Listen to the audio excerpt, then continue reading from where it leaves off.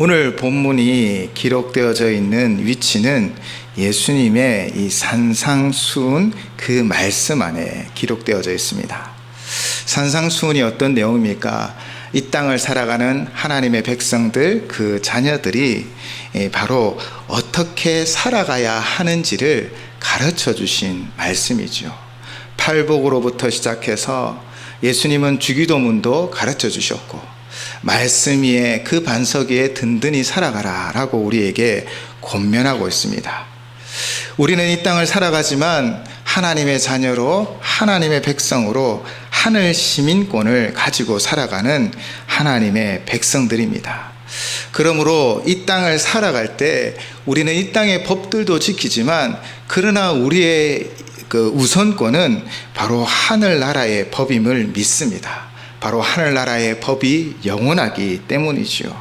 하나님이 온 세상을 다스리시기 때문입니다. 그러므로 우리가 이 땅을 살아가지만, 그러나 늘 하나님 말씀 중심, 하나님의 그 가르침을 따라가야 합니다.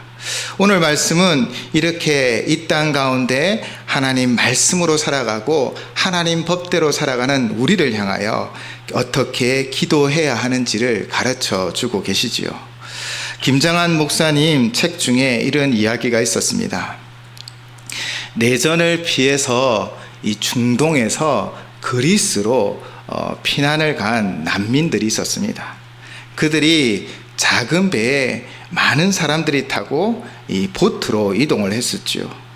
근데 그 보트도 한두 대가 아니었습니다. 그렇게 많은 숫자의 보트에 작은 보트였지만 많은 사람들이 빽빽히 타고 이 그리스도 가는 그곳에 에게해라는 그 바다가 있습니다. 이 에게해는 그리스와 트르키예 사이에 있죠. 한 번은 수많은 보트들이 또 에게해를 건너 그리스를 향하여 나아가고 있었는데, 갑자기 날이 어두워지더니 엄청난 폭풍이 다가오는 것입니다. 많은 사람들이 이 폭풍을 보면서 두려워하고, 또 폭풍이 다가올수록 보트들이 전복되면서 수많은 사람들이 물에 빠지기도 하였죠. 여기저기 정말 공포에 질린 사람들의 목소리가 가득 찼습니다. 그때 한 보트에 탄 난민들이 이 다가오는 폭풍을 보고 하나님께 기도하기 시작합니다. 그 배는 모두가 한 교회, 그러니까 믿는 그리스도인들이 탔던 것이지요. 그 보트의 기도 소리를 듣고는 주변에서는 하나님을 크게 외치기도 하였다고 합니다. 그런데 그 순간 정말 거짓말처럼 이 폭풍이 멈춘 것입니다. 바다가 잔잔해졌습니다. 기도하던 난민 중에는요, 폭풍 속에서 빛이 나는 형체를 본 것 같다라고 간증하기도 했습니다. 기적적으로 이 사라진 폭풍 때문에 이 난민들은 무사히 그리스에 도착할 수 있었다고 합니다. 그리고 이 장면을 목격한 그 난민들이 이 폭풍우가 사라진 것은 바로 우리의 기도 때문이었고 하나님의 은혜 때문입니다 라고 선포하기 시작했다라는 것이죠. 그들이 그리스에 무사히 도착한 후에 이 난민들은 간증하기 시작했습니다. 하나님이 우리를 이렇게 도우셨습니다. 폭풍 가운데 죽을 수밖에 없었지만 우리가 하나님을 찾고 부르짖으셨을 때 하나님은 이 폭풍을 잠잠케 하셔서 우리를 지켜주셨습니다. 이 간증이 세계로 퍼져나가고 알려졌던 것입니다. 그래서 김장한 목사님의 그 책에도 기술이 되었던 것이지요. 암흑 속에서 길을 잃을지라도, 망망대해에서 거친 풍랑을 만날지라도 우리가 포기하는 것이 아니라 주를 부여잡고 주를 의지하고 하나님 앞에 기도하면 하나님 반드시 길을 열어주실 줄을 믿습니다. 구하고 찾고 문을 두드리는 자에게 구원의 역사가 일어나는 것이지요. 지금도 살아계시는 하나님은 우리의 삶 가운데 역사하고 있습니다. 우리가 구하고 찾고 문을 두드리면 하나님은 얻게 하여 주시고 찾게 하여 주시고 또 문을 열어주실 줄을 믿습니다. 오늘도 이 믿음으로 하나님 앞에 나아가셔야 합니다. 하나님의 살아계심을 믿는 자들에게는 능치 못할 것이 없음을 믿습니다. 오늘 세상도 하나님의 다스림 속에 있습니다. 오늘 우리의 삶도 하나님께서 선하게 인도하여 주실 줄을 믿습니다. 그러므로 이 세상을 살아가는 우리가 어떻게 살아가야 합니까? 오늘 본문 7절, 8절을 우리 다시 한번 함께 봉독하도록 하겠습니다. 구하라 그리하면 너에게 주실 것이요 찾으라 그리하면 찾아낼 것이요 문을 두드리라 그리하면 너에게 열릴 것이니 구하는 이마다 받을 것이요 찾는 이는 찾아낼 것이요 두드리는 이에게는 열릴 것이니라. 아멘. 구하고 찾고 문을 두드리라 라고 분명하게 우리에게 말씀하고 있습니다. 우리가 왜 구하고 찾고 문을 두드리면 됩니까? 그 이유는 앞장에서도 말씀하고 있습니다. 마태복음 6장 25절에서 26절 말씀입니다. 그러므로 내가 너희에게 이르노니 목숨을 위하여 무엇을 먹을까? 무엇을 마실까? 몸을 위하여 무엇을 입을까? 염려하지 말라. 목숨이 음식보다 중하지 아니하며 몸이 의복보다 중하지 아니하냐. 공중의 새를 보라. 심지도 않고 거두지도 않고 창고에 모아들이지도 아니하되 너희 하늘 아버지께서 기르시나니 너희는 이것들보다 귀하지 아니하냐. 아멘. 염려하지 말라라는 것입니다. 그 이유가 무엇입니까? 하늘 아버지께서 세상 만물보다 우리를 귀하게 여기기 때문입니다. 하나님께서 우리를 생각하십니다. 사실 우리가 우리 자신을 생각하는 것보다 더 우리를 생각합니다. 우리는 내 건강을 위하여 무엇을 먹을까? 내 몸을 위하여 무엇을 입을까? 걱정하지만 그러나 이미 하나님은 우리의 삶을 다 인도하시고 계획하시고 준비하고 계심을 믿습니다. 그 하나님을 믿는 믿음으로 우리는 살아가는 것이지요. 우리는 하나님은 감당할 만한 시험만 주심을 믿습니다. 그리고 큰 어려움 중에 길을 열어주실 것이고 능히 또 감당할 힘도 주실 줄을 믿습니다.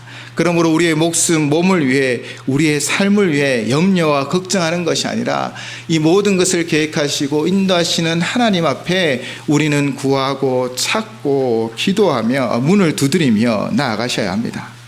오늘 봉독한 말씀 속에도 분명하게 우리에게 약속하는 것이 있죠. 우리 9절에서 11절도 한 목소리로 함께 봉독하도록 하겠습니다. 너희 중에 누가 아들이 떡을 달라 하는데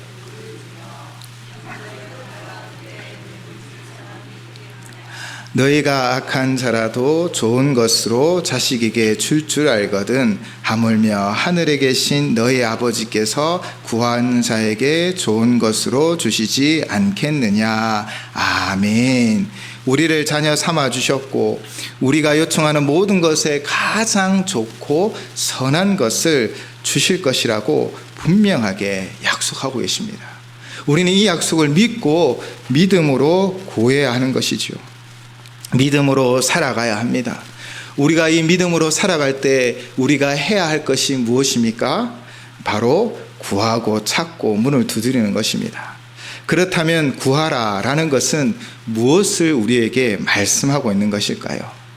본문에 구하라라는 말씀의 헬라어는 아이테오입니다. 이 단어는 그 당시에도 사용되어졌는데요. 그 당시 사회에서 사용되어질 때는 계약, 거래 혹은 공적인 요구라는 의미로 사용되었습니다.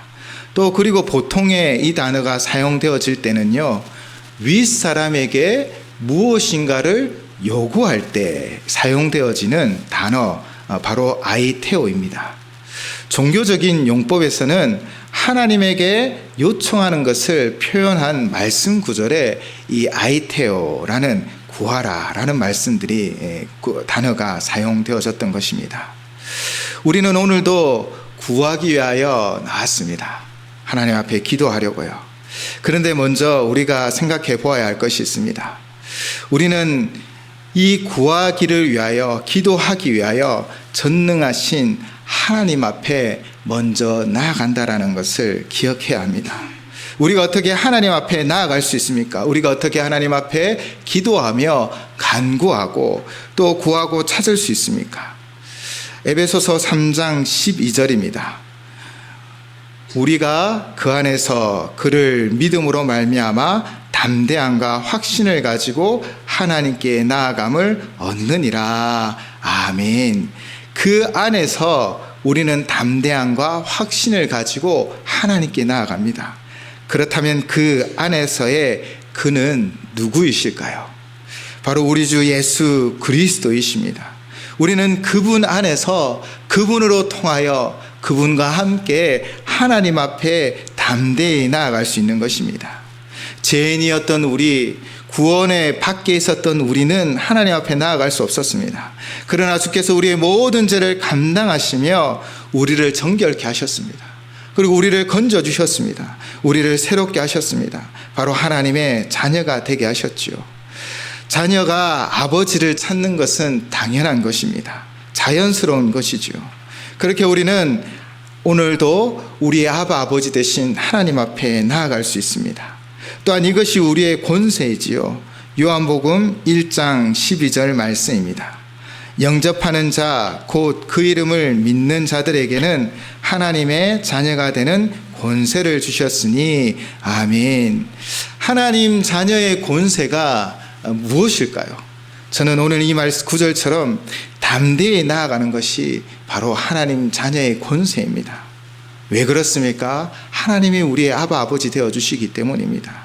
그래서 우리는 오늘도 하나님 앞에 나왔습니다. 3일간 우리의 삶이 완전하여서 우리가 이 수요 예배 가운데 나오신 것이 아니지요. 우리의 부족함이 있고 연약한 힘이 있지만 그러나 예수 그리스도 그분을 믿는 믿음으로 우리는 또 하나님의 자녀의 권세로 지금 이 자리에 나와 예배하며 찬양하고 또 나중에는 기도할 것입니다. 그렇게 하나님 자녀의 권세를 오늘 이 밤에도 누리시기 바랍니다. 바로 예수 그리스도 그분이 우리의 모든 죄를 사하여 주셨고 우리가 이 시간 하나님 앞에 구하고 찾고 문 두드리도록 우리에게 은혜 베풀어 주셨습니다. 우리는 이 감사한 마음으로 하나님 앞에 나아가야 하는 것이지요.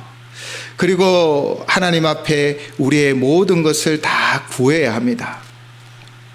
그런데 단순히 우리가 구하라고 하면 이 무엇인가를 요청하여 받는 것으로만 생각합니다. 그런데 우리는 조금 더 한 걸음 더 나아가셨으면 좋겠습니다. 신앙의 성숙은요, 마치 어린아이들이 자라는 것과 연결되어지고 또 유사한 것 같습니다. 어릴 적에 어머니가 시장에 갔다가 오시면 저는 항상 어머니의 손을 보았습니다. 뭐가 또 맛있는 걸 사가지고 오셨을까?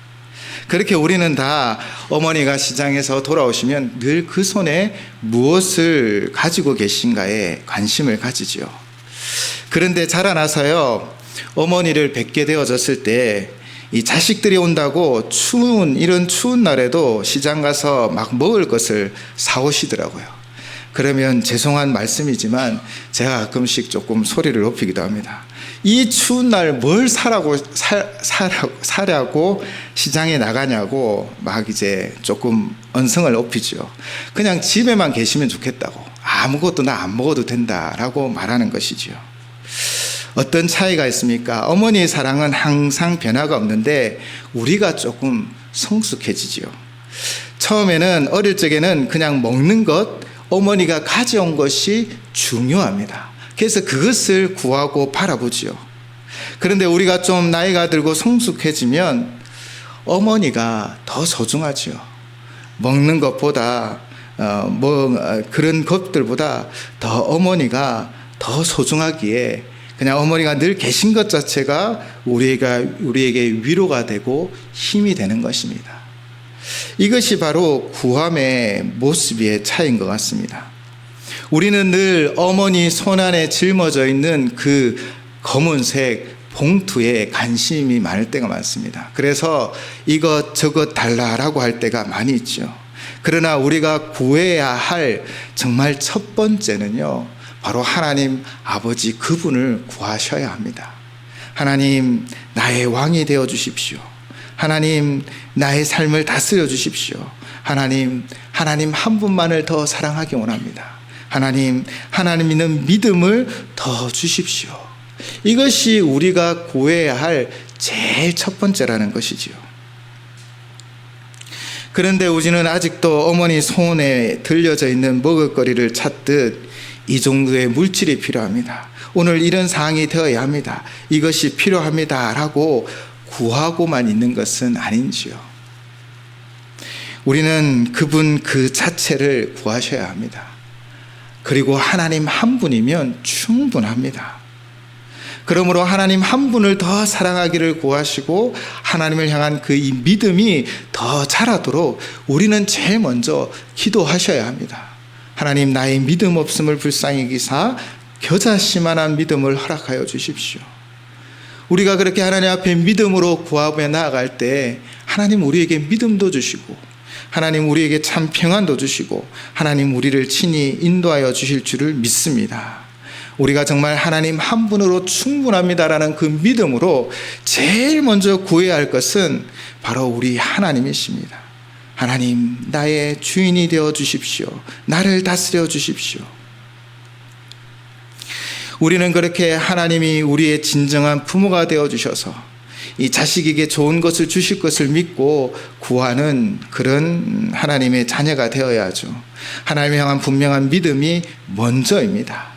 그렇게 우리가 하나님을 왕으로 주인으로 모시고 그리고 하나님의 뜻에 따라 간구하셔야 합니다. 예수님은 이런 간구에 대하여 낙심하지 말라고 하죠. 우리가 하나님을 주인으로 왕으로 모시고 살아갈 때도 우리에게 필요한 것들이 있습니다. 그러나 이 모든 필요한 것들을 하나님께서 채워주실 것을 믿고 간구하셔야 합니다.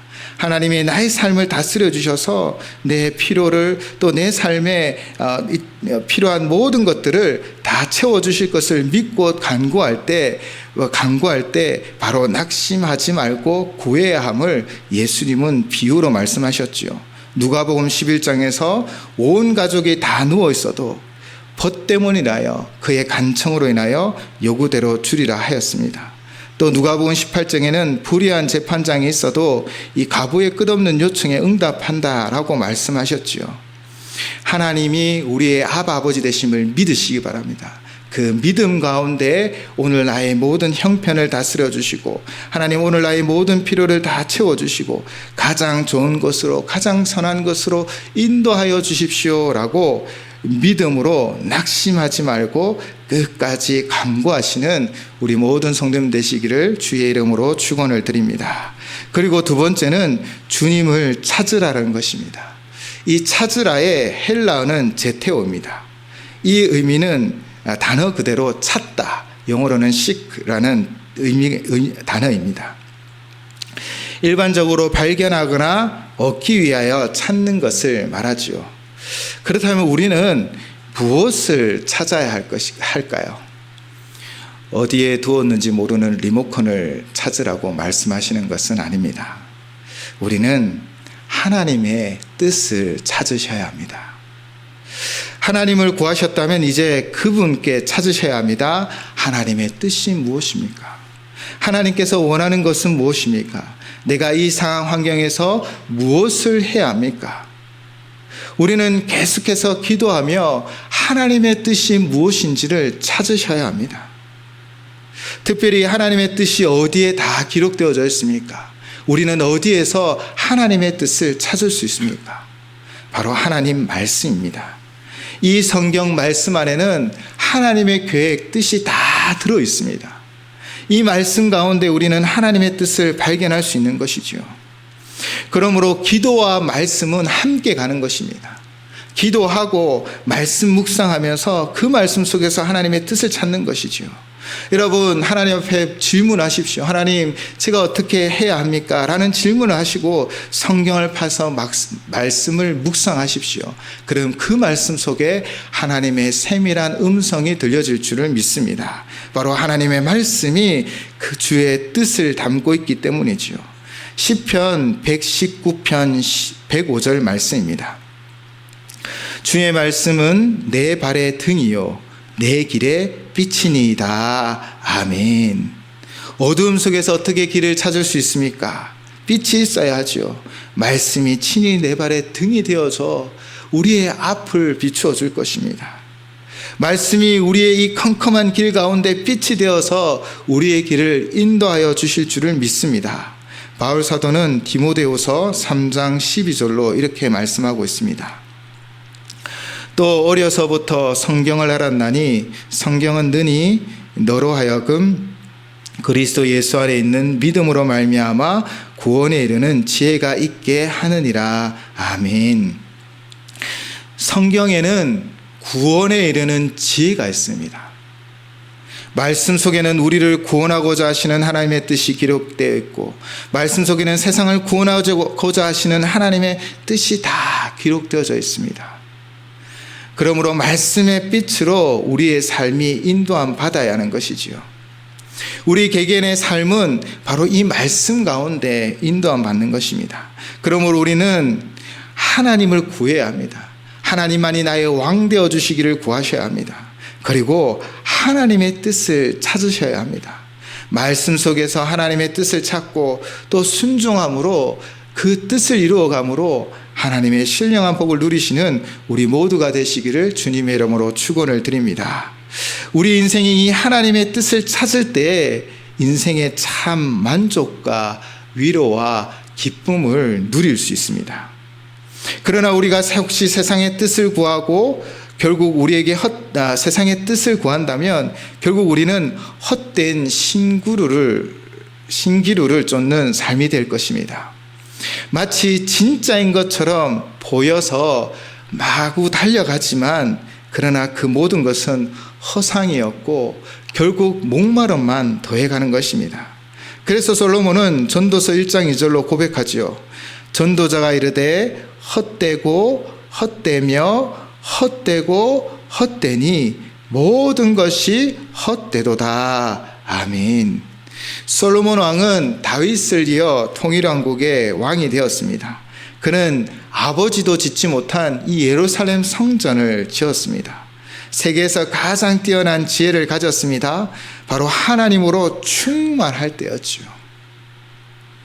그런데 그가 하나님의 뜻을 부지런히 찾지 않고 하나님 말씀에 순종하지 않고 우상을 섬기며 범죄하기 시작하였습니다. 수많은 후궁을 두고 세상적 향락에 빠져 이 말년에 그는 이렇게 고백하고 있는 것입니다. 헛되고 헛되며 헛되고 헛되니 모든 것이 헛되더라. 그러나 솔로몬은 삶 자체가 무의미하다는 것을 우리에게 이야기하고 있는 것이 아닙니다. 오히려 세상적인 뜻을 따르고 세상 성취를 따랐고 세상적 소유를 따랐고 그 세상 것을 쫓았더니 궁극적인 의미를 잊어버린 채 모든 것이 헛되었다라는 것입니다. 그래서 솔로몬은 영원성과 하나님의 주권 아래의 삶이 참된 삶의 의미라는 것을 전도서를 통하여 우리에게 말씀하고 있는 것이지요. 그리고 전도서의 마지막 장인 12장 1절과 2절을 통하여 젊은 청년들에게 이렇게 권면하고 있습니다. 1절 2절 말씀입니다. 너는 청년의 때에 너의 창조주를 기억하라. 곧 공고한 날이 이르기 전에 나는 아무 낙이 없다고 할 해들이 가깝기 전에 해와 빛과 달과 별들이 어둡기 전에 비 뒤에 구름이 다시 일어나기 전에 그리하라. 아멘. 너는 청년의 때에 너의 창조주를 기억하라. 우리 하나님 안에서만 참된 삶의 의미를 찾을 수 있다는 것이죠. 그 참된 삶의 의미는 결국 하나님의 뜻 안에 있는 것입니다. 우리가 왜 하나님의 뜻을 찾아야 합니까? 그것은 그 뜻 안에 우리의 참된 삶의 의미를 발견하고 그 안에 참 만족과 기쁨과 평안을 누릴 수 있다는 것입니다.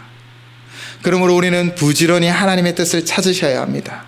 기도하면서 나의 뜻이 아니라 세상의 뜻이 아니라 하나님의 뜻은 무엇입니까? 라고 물으시고요. 늘 말씀을 묵상하며 하나님 오늘 나에게 말씀하시는 것은 무엇입니까? 그렇게 그 말씀을 찾아 매일매일 그 뜻대로 행하심으로 그 뜻에 인도함 받아 주님 주신 참 평안과 기쁨과 참 의미 있는 삶을 살아가시기를 주님의 이름으로 축원을 드립니다. 그리고 이제 마지막으로 문을 두드리라 라고 우리에게 말씀하고 있습니다. 문을 두드리라 라는 헬라는 크루오입니다. 영어로는 노크입니다. 이 똑똑똑 두드리는 것을 말하지요. 이것이 우리에게 의미하는 것은 무엇입니까?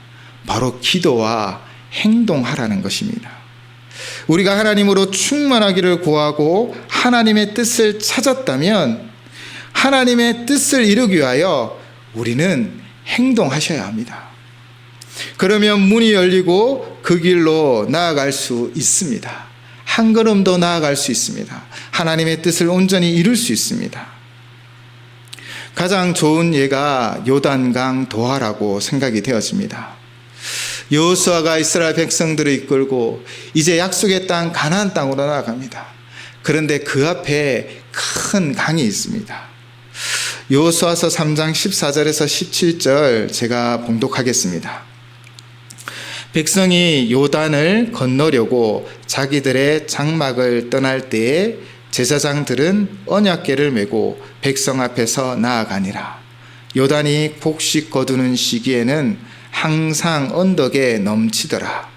궤를 맨 자들이 요단의 이름에 궤를 맨 제사장들의 발이 물가에 잠기자 곧 위에서부터 흘러내리던 물이 그쳐서 사르단에 가까운 매우 멀리 있는 아담 성읍 변두리에 일어나 한 곳에 쌓이고 아라바의 바다 여매로 향하여 흘러가는 물은 온전히 끊어지매 백성이 여리고 앞으로 바로 건널새 여호와의 언약궤를 맨 제사장들은 요단 가운데 마른 땅에 굳게 섰고 그 모든 백성이 요단을 건너기를 마칠 때까지 모든 이스라엘은 그 마른 땅을 건너갔더라. 아멘.